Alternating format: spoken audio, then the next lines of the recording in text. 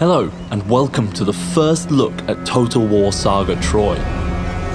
We're going to be playing through a battle between two of the greatest warriors of the Bronze Age, the furthest back any Total War game has ever gone. Now, of course, the period is full of myth and legend, but today we will witness this battle play out and write our own history. We are playing as Achilles, the mightiest warrior of the Iliad, but hot-tempered and unpredictable. His army has sailed over to the great city of Troy to steal its riches, with only Hector standing in our way.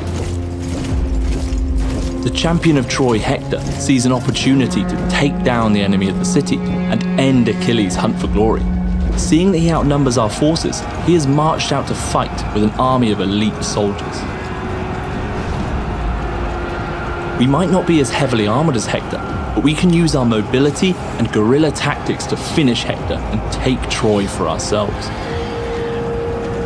The new battle features added to Troy will make this possible. The battlefields of ancient Greece were predominantly infantry focused. War horses on the battlefield were scarce and mainly reserved for chariots. We've designed greater distinction between the infantry classes in order to promote greater dynamic interplay. Infantry have three weight classes: light, medium, and heavy. And the differences between them are accentuated from previous Total War titles. We have that full range at our disposal, forming up the anvil we want to hammer Hector's forces against. Greater mass means collisions are more impactful, whereas speed gives flanking a more prominent role to play. Our heavy unit also benefits from having alternate weapon modes. At the press of a button, our renowned Thean spears can put away their shields and become a much more offensive unit. We will try to use this to our advantage once the battle is underway. One of the advantages of light units is their ability to hide within long grass, a new terrain type within Troy. Long grass enables light units to remain hidden from view, enabling you, the player, to use the map in a greater tactical way than ever. We have chosen to hide our Aeginian javelinmen so that they can use their speed plus armor-piercing javelins to flank and destroy some of Hector's greatest warriors.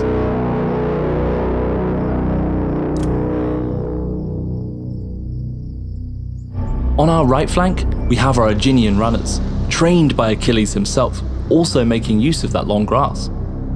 They should be especially effective with their special missile weapon available to them. On our left flank, we are going to use our heavy chariots available to us and herd Hector into our trap. Let's get this battle underway. Heavy chariots are slow but tough and can wreak havoc in the enemy lines, with their devastating charge punching through all but the toughest and heaviest units. We can see Hector and his troops approaching. Let's take a closer look. They are currently walking through another new terrain type, mud. Mud severely impedes the movement speed of heavier units, who get stuck under the sheer weight of their colossal armors, whereas lighter units can freely move through it with little penalty to their speed. If we had more ranged units in our army, we could utilize this, but today we will have to employ different tactics. Hector doesn't just have these heavily armoured Troy guards at his disposal.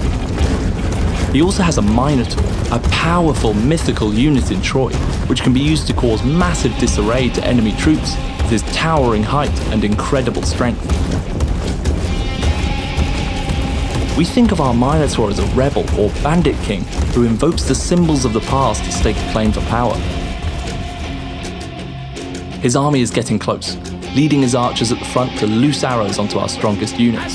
Enter stage 1 of our ambush. We are going to use the Thessalian Marines to cause disarray on their front line, using the move whilst hidden trait. The foe has sighted your hidden units. This enables us to get close to their archers and push them to the rear of Hector's formation, leaving them exposed for a flank. On our retreat, we will take some arrow fire, but this will keep our strongest units at full strength.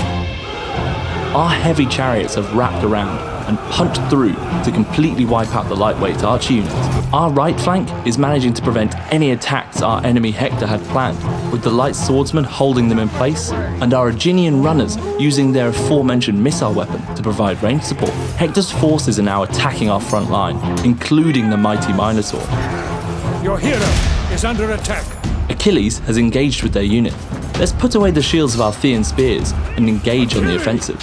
Our units are not as strong as Hector's, so they will not hold forever here. We have our javelin men still hiding in the long grass. Let's move them into the perfect flanking position before our forces flee. Javelins! We can see these guards of Troy are making mincemeat of our medium-weight swordsmen. They have only lost around 20 men compared to our almost half. Now let's see what happens with a bit of backstabbing. With their backs exposed, these tanky units stand no chance, and we can see their unit numbers dwindle. Troy battles can be won and lost in the skirmish. In Troy, some heroes can issue divine challenges on each other. This will issue a challenge on the enemy hero, which will force them into combat with one another. We've decided to draw Hector into combat and end this battle the honourable way.